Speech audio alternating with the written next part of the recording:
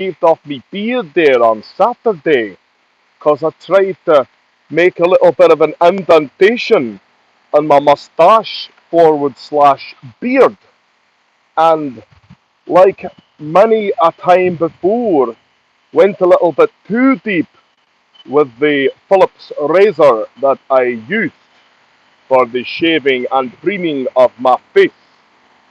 Unfortunately, I also forgot the plug to charge said Phillips razor. I knew I don't know what to do in the future about shaving my face. Do I invest in another razor to shave my face? Sorry, I slipped out of George Galloway mode there. Dead Hedgehog, Power Limit. Hello, Chris. How are you, pal? It was great seeing you when I was back in the motherland, the land of Neheran.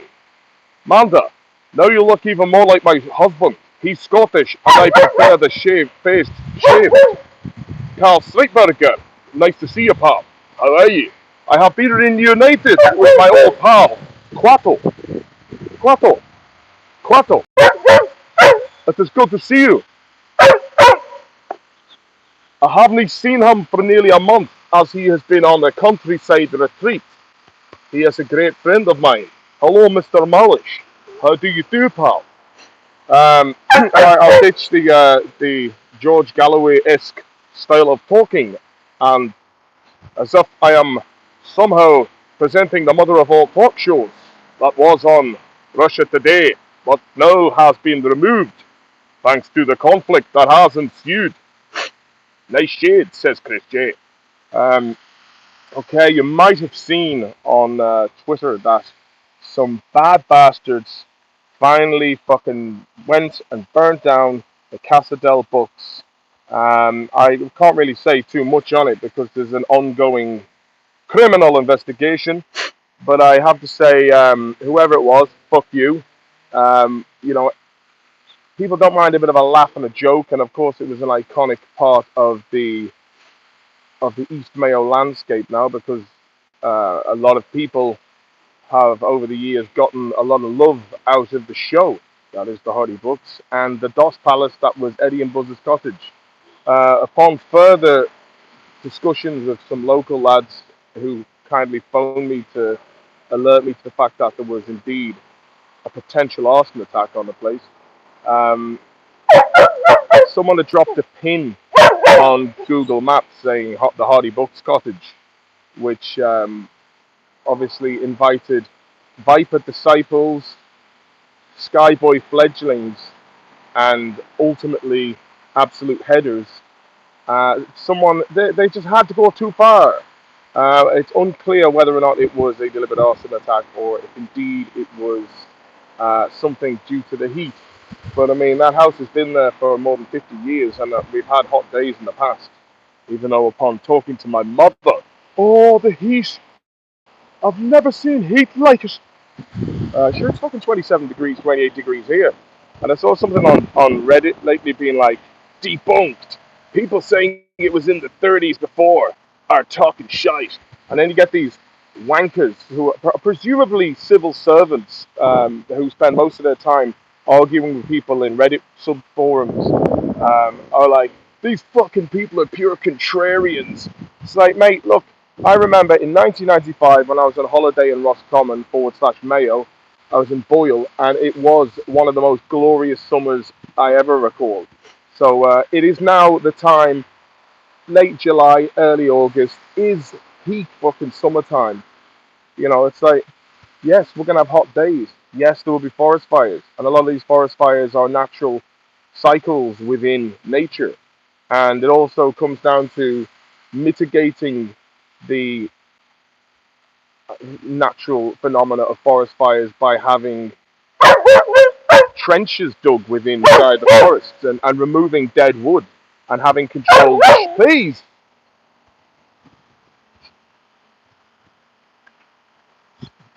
brotherhood, absolute brotherhood there with the. Come with me, come, Manish, jump up here. That's the boy. And look at this man. He's so smoky and grey in the heat of the day. Oh, you're a impatient bastard. You're a right impatient bastard. How's everyone doing? How are you enjoying the Monday? Where are you? What are you up to? Hit me in the comment section. And remember to smash that like button, man. The algorithms really love it when you smash the like button. Manda says, it's more than just that, Martin. But I'd rather not say publicly because I'll just look mental. Um, you know what? It comes a stage. Please, you mad fucker. There comes a stage where you basically got to look around you, use your eyes and your ears and your brain, and be like, does it stand to reason that there are a small amount of very, very rich and powerful people that don't care about money anymore because they have everything? They've been born into wealth, generational wealth, that the pleasures that we would seek as normal working class people, whether that be buying a nice boat and cruising around, or driving a fast car, they've been born into this, and the thrills that come with that, the you know the only thrills that these people can get anymore is the power trips that they have over large swathes of the populace. And that dog is he's 7 now, Jack. Um, yeah, so I just think that politicians aren't going to do anything because they're all bought and paid for. The media isn't going to hold people accountable because, like, if you look at the whole debacle, CDC has now come out recently and said that Alan S, how you doing? Good to see you, man. All right, Graham Russell, mate. How are you, Martin? Give Quarto a balling of treats. Here, Quarto, shake hands, good lad. Shake hands, Spanish, shake hands. Good lad, fucking dreamy fella. He's a jolly wee fella. Um, yeah, but if you look at most of CNN, MSNBC, fucking all these American news companies, other than Fox News, which is constantly demonized, but seem to be the ones who are kind of talking about the monopoly of these pharmaceutical companies that have an iron grip, Rockefeller Medicine. Um, but everyone else, George Theodopoulos, brought to you by Pfizer. Anderson Cooper, brought to you by Pfizer. Are any of them gonna fucking slag off their sponsors? I don't think so. It's a brilliant way of what an ingenious way of not being criticised. You sponsor the John D. Oh, right there, it's fucking David, mate. The Arsenal lads need a good Pat Kirby 1-2, says Dead Hedgehogs. Pat Kirby. I do miss the boxing classes with Pat Kirby, especially when they were in the old schoolhouse. They were the days of yore. Manda, lots have died, having never seen their plans come to fruition in their time, but they can still keep going. They're dedicated. Oh, man, the cognitive dissonance of many people who refuse to just um, ask difficult questions and come to the difficult realization that, yes, the fucking game is rigged, always has been, always will be.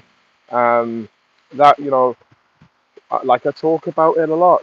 I'm not just a comedian. I look around the world, yeah, and I see that there are baddies, like James Bond baddies, with that kind of level of money. And you've got Bill Gates wants to fucking block out the sun, block out the sun. I mean, and what happens then if someone does manage to wield these godlike powers of weather manipulation or modification. Like let's just hypothetically look at this now and say if there are indeed people with access to carry out certain world-changing procedures, do they then hold people to ransom for a laugh? Do they just go, "Hey, let's just fucking blitz this place"? It's a bit like I remember playing a lot of Command and Conquer when I was younger, and that game really does kind of open up your mind to the macro perspective. If you played a lot of like real time strategy games, kind of it makes you think of things on a macro level. Alan S. saw the cottage on your Twitter. Absolutely disgusting what happened. Always held out hope would see Bucks return to the cottage. Well, I'll tell you something very weird. I was actually writing an episode where Eddie and Buzz are doing an episode about what happened to the cottage, about how the cottage was already in kind of a state of disrepair.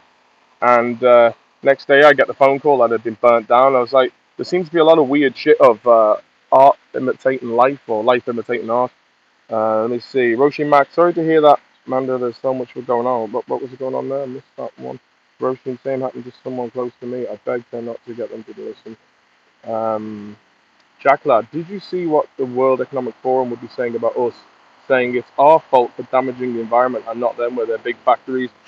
It's they rule by using subterfuge and misdirection. Two of my oldest friends, but they do rule over the plebs, the proles, the masses by using reverse psychology and years of collected data on human behavior. Um, now data collecting and data harvesting.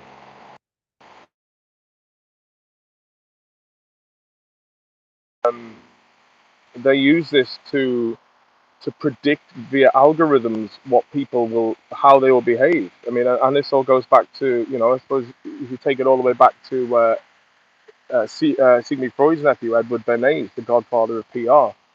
And a great documentary to check that out is Adam Curtis's Century of the Self. Um,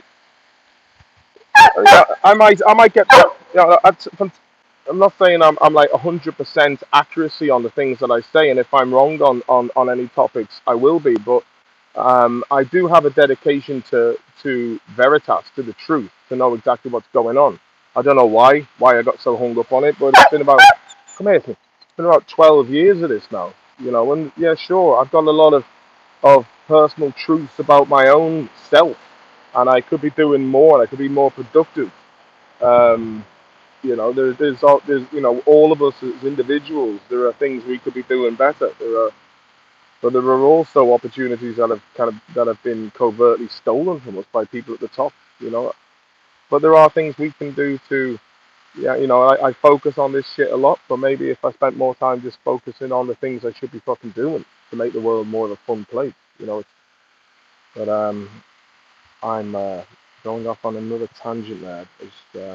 I just thought maybe the purpose of this video was just to kind of drop in and say hello and just express my disappointment in having to talk about what happened to the cottage there, because that cottage is owned by someone who is going to have to explain what's happened, and that individual doesn't need that in their life. I feel very sad. I won't mention who it is, but I think it's not right. Hello there, Jade. Morton can't watch, but saying hi at Hollywood Studios, Florida, going on the Star Wars ride. Epic.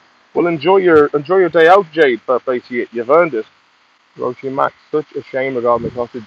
It is a shame, and I would hazard a guess it was a bunch of rowdy young bucks who went up there and things got a bit out of hand. And you know, I was young and daft myself once, but I never went as far as burning a fucking cottage down, even if it was empty of people. It's someone's property at the end of the day, and it was also a piece of fair play to Ian from Humans of the Sesh, who said it's like burning down Father Ted's cottage.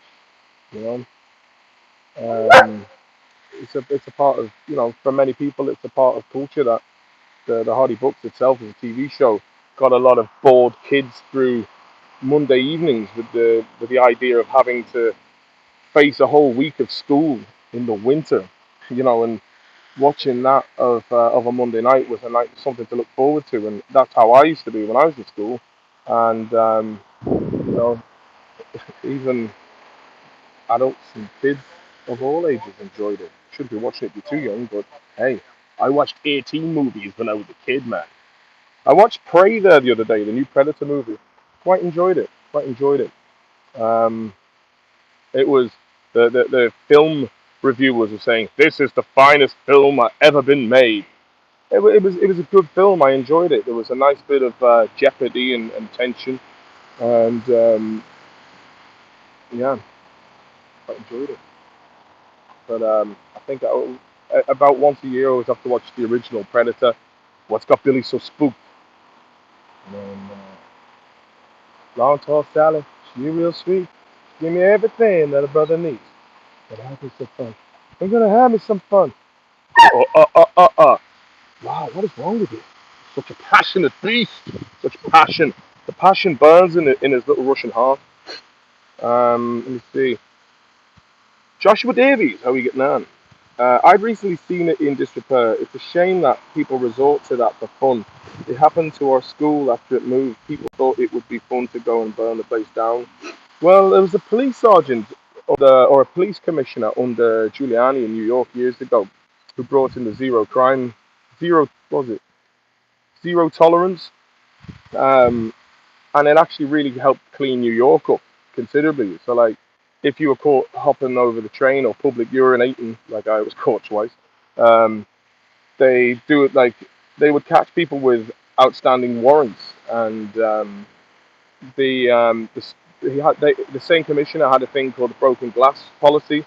So if you had like a derelict building with a broken window, they would go and fix the window immediately because it sets the tone that there is still someone looking after the premises. Whereas as soon as you start smashing the windows, the whole area then it's like an infection that spreads. CM Fox, how you doing, Papa?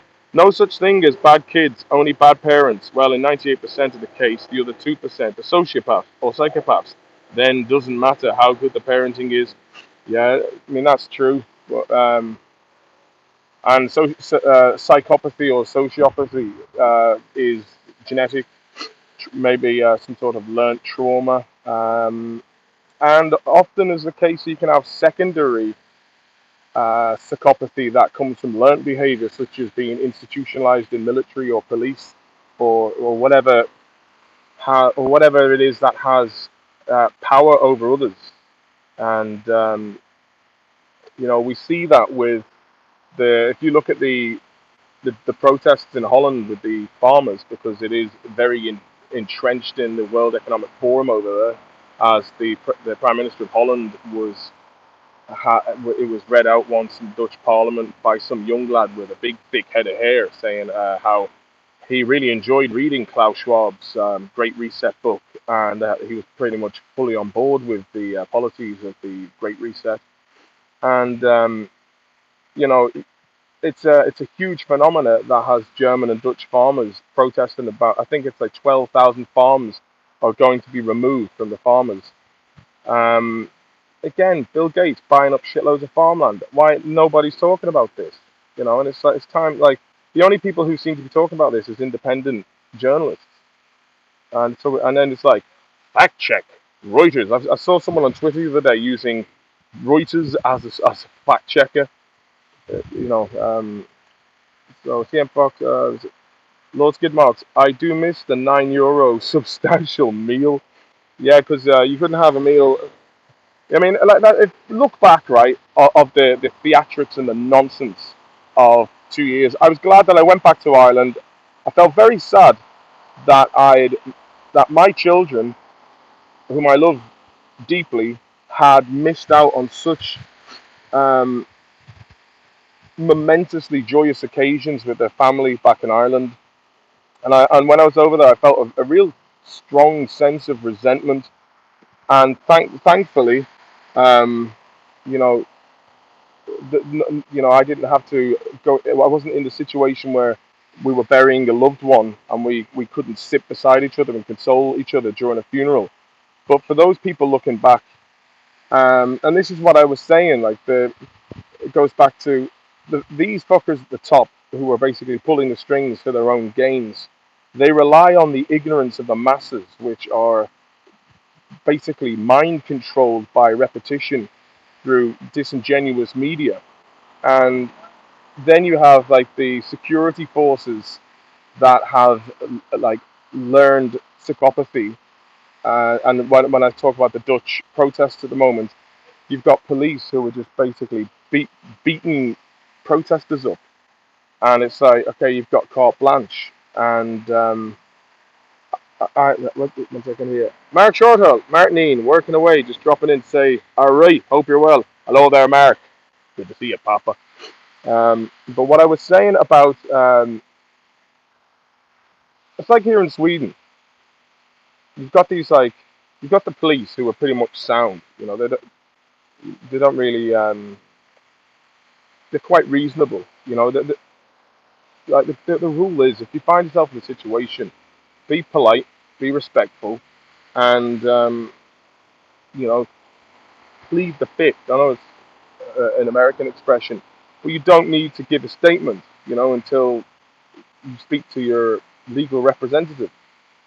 So if you ever find yourself in a situation where you have been arrested, just be polite, and even if the arresting officer has been a bit of a dick, don't rise to it, and you just remain silent, remain respectful, right?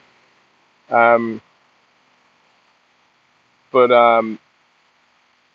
what the fuck? Oh yeah, these other lads these like security, they're called Vectora. They like work for security services, and a lot of these guys are very heavy-handed. And I've heard many reports of people just being fucking held in cells, not allowed to go to the toilet. Some people have pissed themselves because they just, they make them sit or stand in humiliating ways. And in I don't know if it's bad nowadays, but in the old days, you get fucking battered by these goons with billy clubs. And I've noticed that they have a kind of a weird impunity where if you fight back against these guys, you have the full weight of the law. And it's called Vuld mot en tjänsteman, which basically means violence against a serviceman of the government. So there's kind of like, you can get the shit kicked out of you by these guys who aren't police. And, in many ways, the law over here is like, okay, deal with street criminality at your own discretion to maintain the veneer of a polite society. And sometimes this is the case. And when you have these big companies in the world, you have people who will police each other's opinions, and they're the biggest fucking dicks because they're the enablers of. These are the people who lack the cognitive ability to actually just ask honest questions about how um, corrupt the system that we live in is. And I think, with all this talk about supply lines and the war in Ukraine causing these energy crises and supply line deficiencies, this shit happened because of this stupid fucking lockdown we had for 2 years. For what is now basically, according to the CDC, just, vaccinated, non-vaccinated people should be treated the same now. This is what people like myself were saying since day one, but we would have been demonized, or we would have been called crazy fucking crackpot tinfoil hat wearing assholes. And especially if you look at these people on Reddit, who I think are fucking government agents or something, they're online to say like, oh, look at this. Look, I'm so proud of Ireland. Look at all these young people going to get their vaccine. And it's like, it was the biggest fucking psychological manipulation ever that has caused the biggest transfer of wealth ever. And now they're basically trying to blame all this shit on a war on a NATO expansionist war in Ukraine. Where are all these fucking billions and billions of dollars going to? Where are they ending up? Where are all these weapons? I don't know. I can't remember which was it the Washington Post that came out and said 30%, only 30% of the weapons shipped to Ukraine have actually been accounted for. Like Ukraine, is one of the most corrupt countries in Europe before the war. How do we know that these weapons aren't going to go on the black market and end up in the hands of complete fucking nutters? That basically the next thing to happen is you've got commercial airliners being shot out of the sky by terrorist cells with Stinger missiles. And then it's like, oh, we have to cancel aviation again. Oh, look at this. Since cancelling commercial flights because of the risk of terrorism and them being shot out of the sky, the climate has bounced back. I mean, they just don't want. I come to the point of view as these fuckers have all the money in the world, and they just want to take all the best land for themselves and have it as the playground for the rich, while the rest of us are just fucking shipped into like Hunger Games style megacities. Now this sounds a bit fucking depressing and whatnot, but it doesn't mean it's something that's out of the realm of change. I think the first step is waking up and understanding that there is a class war on at the moment, and with these fuckers who are do as I say, not what I do. So that was that. Let me see some of your comments. Martin Ellen says, "Big up, Martin." Those skid marks. When I mention young people collapsing in my area, I mention needlecraft. Everyone just head down, walk away. Hello. So many agents online, says Rye Reynolds. Graham Russell, it's mad that the Swedish population aren't aware of you on the street. That's Eddie Durkin, man. Every 5 minutes if you're in Ireland. I know, yeah. It's kind of nice, though, because I get to live a normal life, which gives me a kind of a normal perspective on things, I suppose. Let me see. Joshua Davies, really appreciate you having this conversation with us. There are very few decent and reasonable people that are willing to share opinions and take them on board. Never stop talking, Martin. Thank you for that, Joshua. Look, for me, like it doesn't do me any favors to speak so candidly about these things, but at the end of the day, um, I tell you one thing, right, that I've noticed that the people who didn't fall for this whole thing are usually the kind of people on the edge of society, people who've had brushes with the law, um, people who've been burnt, or those who are a bit fucking kooky on the edge, like um, people that go their own way and go against the grain of the status quo. I find like anybody I know who kind of has always had critical thinking and individual thinking, no matter what others think of them, have had these opinions of this is basically, and this is I mean most viewers of this channel, I'm preaching to the choir here, but you make your own opinions based on the information that's given to you, and you also aren't intellectually lazy, where you'll go and do your own research. And I can imagine the fucking Twitter bots and the Reddit pussies being like, "Oh, look at him, he's crazy. He's not even funny. I hate him. He's horrible. Oh, I'm not gonna watch the show anymore because of him. He's a twat. Oh man, careful now. Down with that sort of thing." And they talk to each other in like Simpsons and Father Ted colloquialisms. Ah, careful now. Ah, now lads. Ah, here. Ah, I work for fucking the government. I've been to college. College, man. Fucking college ballers.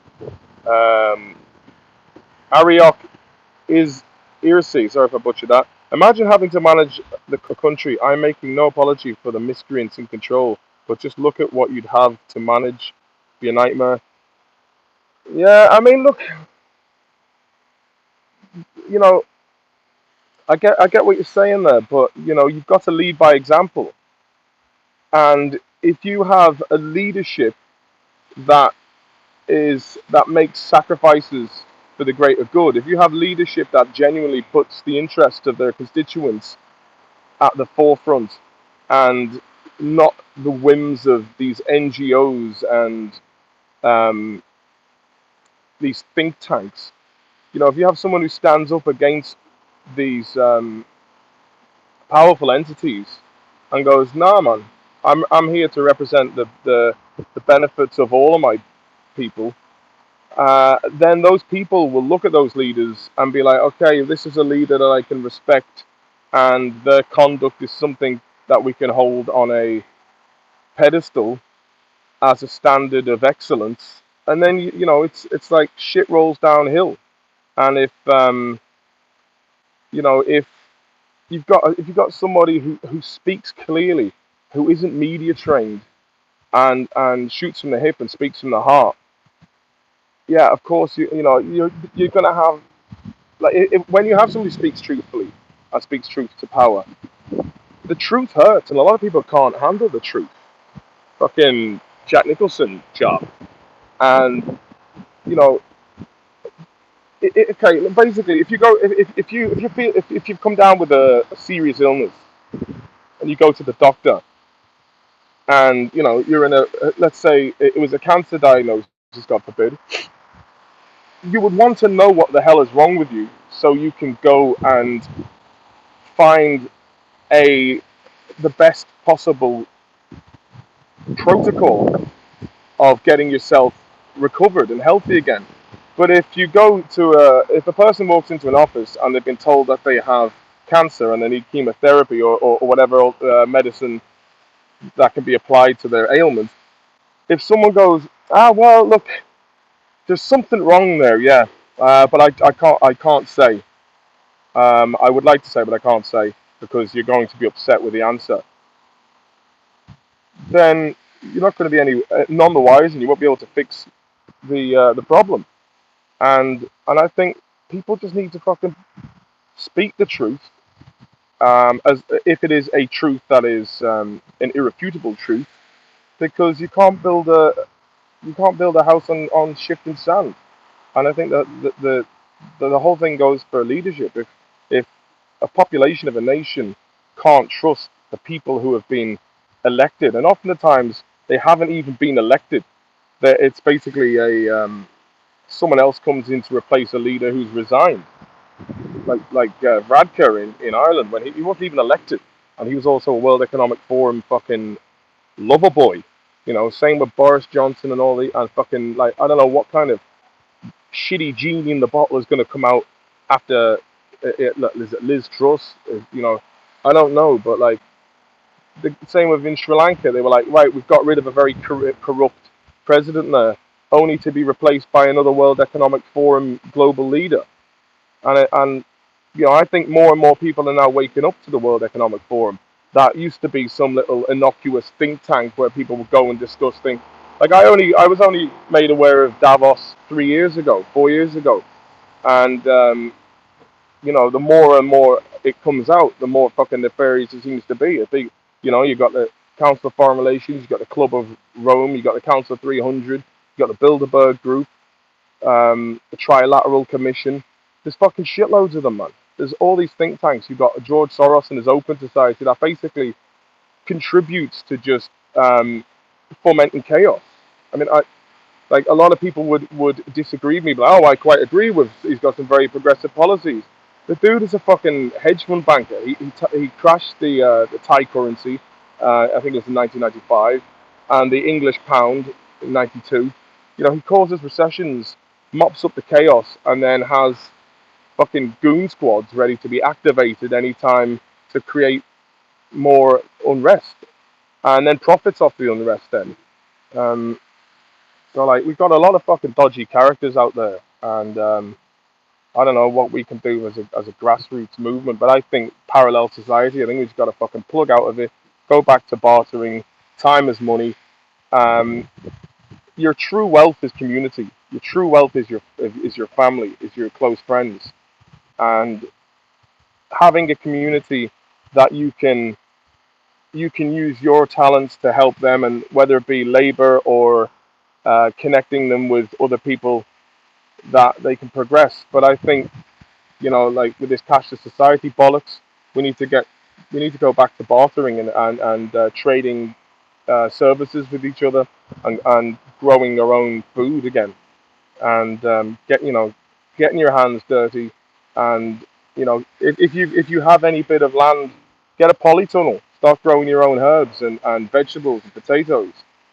If you live near a forest, collect wood and cut wood for the winter. It's they're gonna try and ban all this shit, like the cutting of turf. Like, oh, what you mean the cutting of turf? It's destroying the boglands. It's like not if it's done with a fucking by hand like it was. It's just they want to take. It's basically I'm all for decentralization, because if it's decentralization, then no one can control it. Decentralization and going back to self-sufficiency and strong local communities. And I don't know how the fuck I ended up on this whole monologue, but it's just today I felt very focused, and that was my sentiments. And at the end of the day, look, I might be wrong about a lot of things, but I wouldn't bullshit you. It doesn't do me any good in this new fucking realm of wokery and nonsense. Because let's face it, there's a lot of people who agree that the shit that we're all forced to fucking, the beat that we're being forced to dance to, most people are going, this is fucking this a bollocks, man. But I don't want to say anything because I might get fired or lose my job. But it's a big fucking con job. You just got to basically unplug and live your own life. And if you've got any land, start growing your own, get to know your neighbours. It's like what people did for thousands of years. And smoke bowls.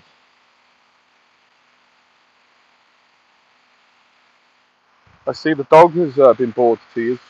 He's under there. I'll have him Polish. Okay, I've got to shoot off now. But thanks very much for watching. Got ahead, Martin. Take it easy, says Roisin. Martin Ellen says facts. Ariok says current leaders have shares, if not partly own any number of monopolistic companies. Yeah, well, look at Nancy Pelosi and the insider trading that her husband has done, and like she was willing to go on a flight with her son to Taiwan. Like, I mean, they're so reckless, these fuckers, and they've got such hubris that they're like, well, what are you gonna do about it? If you just like the reasoning of, let's say, Pelosi, she's like, right, we have one of the most um, egregious military apparatuses on the planet, and it's gotten to the point where their individual pursuits have have sidelined the welfare of millions of people, and the fact that stupidity and ignorance and greed can get people chat. Trey Russell, remember Muldoon's chat party? Um, Pantera guy, hey. But the fact that these nutters are so blinded by their own greed and hubris that they will get, unless they're fucking held to account, they're gonna lead the whole fucking world into a blunderous war where millions of people are gonna needlessly be killed. It's fucking mental, man. Bernard Splendid says Slugger Maloney live head-to-head decisions. Well, I'm sure Slug's probably got about 3,000 people that are all going like, please take my money, whereas Maloney's just fucking a regular dude talking waffle of the ninth league. Um, but yeah, if you like this, man, hit the plums up. Nice to talk to you.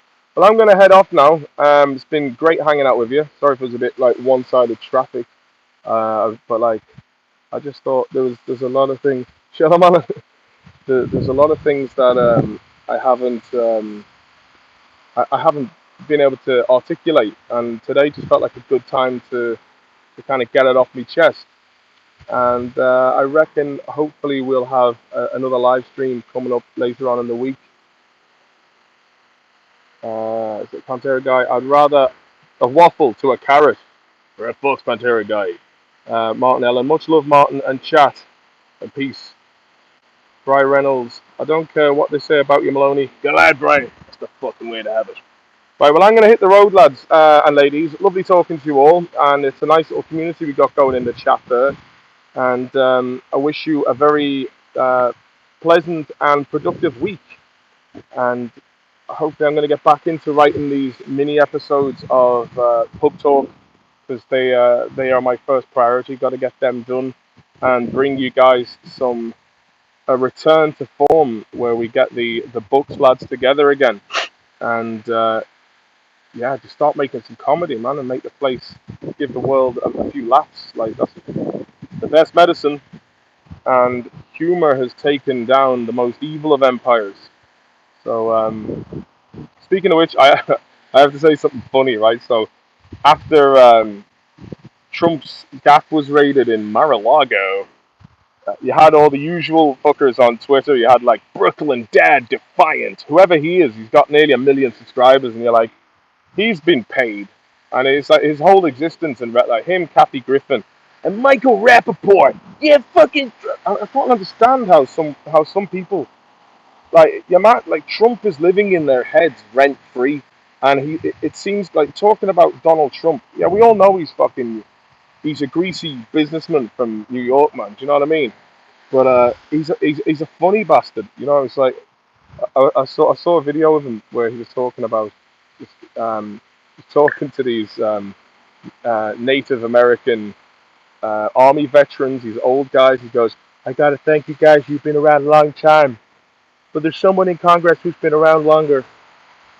Some people call it Pocahontas." It's just like, where'd you get the balls big enough to make such ludicrous jokes at such serious occasions? Um, but these guys, Michael Rappaport and all these guys, uh, like these Democrat folk had started this new meme called hashtag Dark Brandon, and as if to say like, oh, Joe Biden is like some sort of fucking four-dimensional bender of time and space, a wizard of you know absolute power.